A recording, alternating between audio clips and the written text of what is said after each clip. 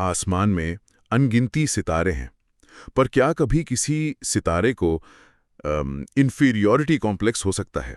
सुनने में थोड़ा अजीब जरूर लगता है, पर हमारी आज की इस चर्चा में लूमो नाम के एक नन्हे सितारे की कहानी बिल्कुल यही करती है। चलिए इसको थोड़ा समझते हैं।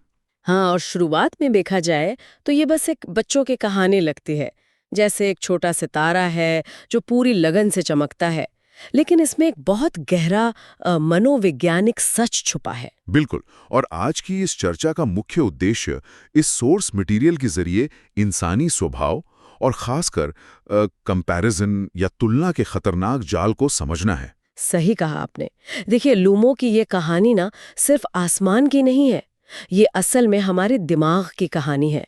ये दिखाती है कि कैसे हमारा अपना बदला हुआ नजरिया हमारी क्षमता को तय करता है। तो कहानी में होता यह है कि लूमो आकार में काफी छोटा है, पर वो हर रात पूरे दिल से चमकता था।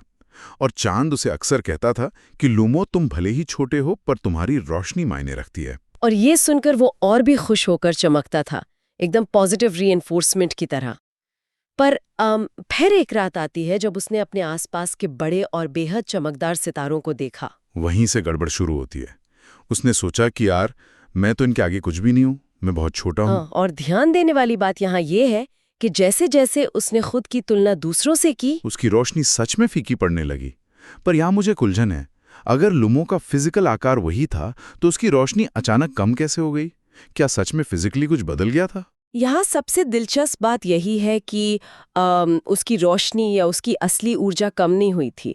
दरअसल जब हम तुलना करते हैं ना, तो हमारा दिमाग अपनी सफलता या चमक को ऑब्जेक्टिव तरीके से देखना बंद कर देता है। अच्छा, तो मतलब उसका फोकस शिफ्ट हो गया था। बिल्कुल, दिमाग की पूरी ऊर्जा इस हिसाब किताब में लग जाती है कि मैं दूसरों से कितना पीछे हूँ।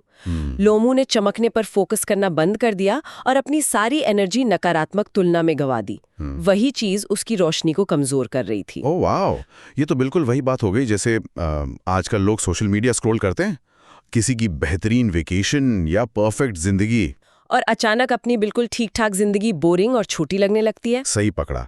दूसरों की रोशनी देखी नहीं कि अपना आत्मविश्वास डगमगाने लगता है। हाँ, और इस तुलना के जाल से निकलना बहुत मुश्किल होता है। पर इस कहानी का अगला हिस्सा समस्या का एक बेहतरीन समाधान पेश करता है। जब चांद ने देखा कि लूमो की चमक कम हो रही है, तो उसने क्या किया?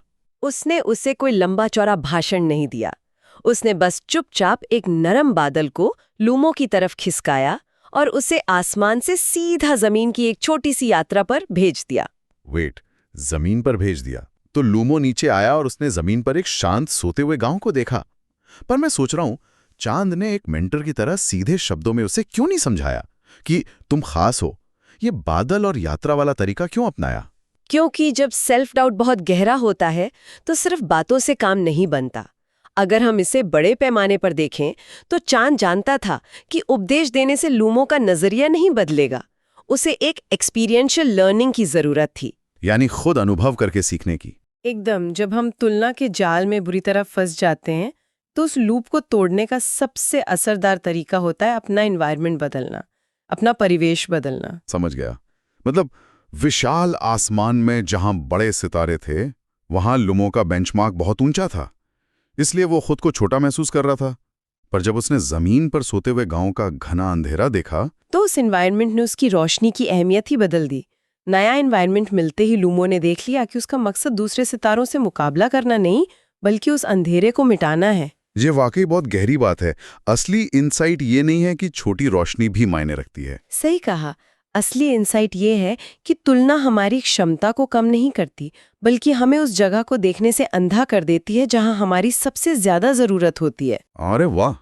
तो सबसे बड़ा या सबसे चमकदार होना जरूरी नहीं है, जरूरी यह है कि हमारा योगदान सच्चा हो। इस चर्चा को समेटते हुए एक बहुत ही विचार उत्तेजक सवाल उठता है। हाँ बिल्कुल, और वो क्या है? अगर लूमो की वो छोटी सी रोशनी उस सोते हुए गांव में थोड़ा भी अंधेरा कम कर सकती है, तो क्या उस नन्हे सितारे की अहमियत उन आकाशगंगा के सबसे बड़े सितारों से भी ज्यादा नहीं हो जाती? सच में, आखिर उस अंधेरी रात में उस गांव को एक विशाल सितारे की नहीं, बल्कि उस करीब की छोटी सी रोशनी की जरूरत थी। ये जरूर सोचना चाहिए कि हमारी अपनी छोटी सी रोशनी दरअसल किस वक्त और किसके लिए सबसे ज्यादा जरूरी हो सकती है।